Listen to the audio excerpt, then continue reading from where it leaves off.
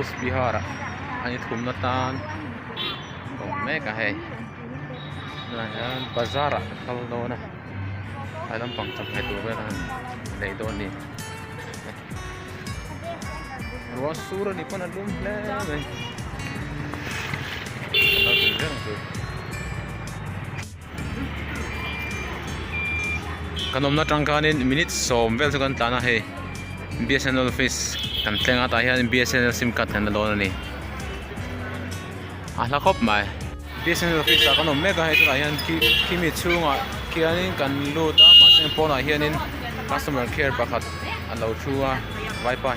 he pan he hianin postpaid BSNL sim card pakhat chu kan lo ni aadhar card min phuta chu kan penga kan zomai turak nga he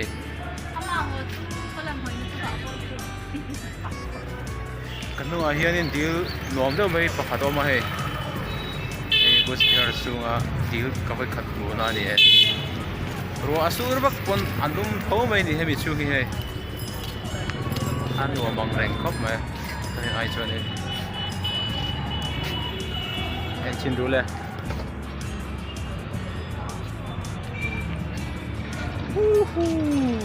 raining here.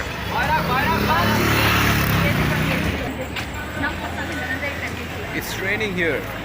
Rasura kan bazar me ka tuna hianin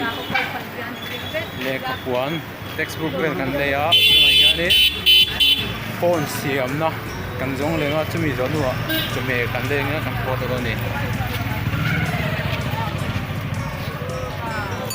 hi vai ra ma san khoi na tam em hak me ni an drama ni baba তুমি যখন বলো ভাই এখানে থাকি এখানে থাকি em ni phone zora chu kan me kan peng cheng mai au me ni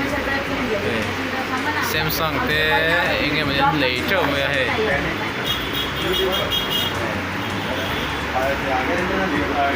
an siat me ka से इसका बिल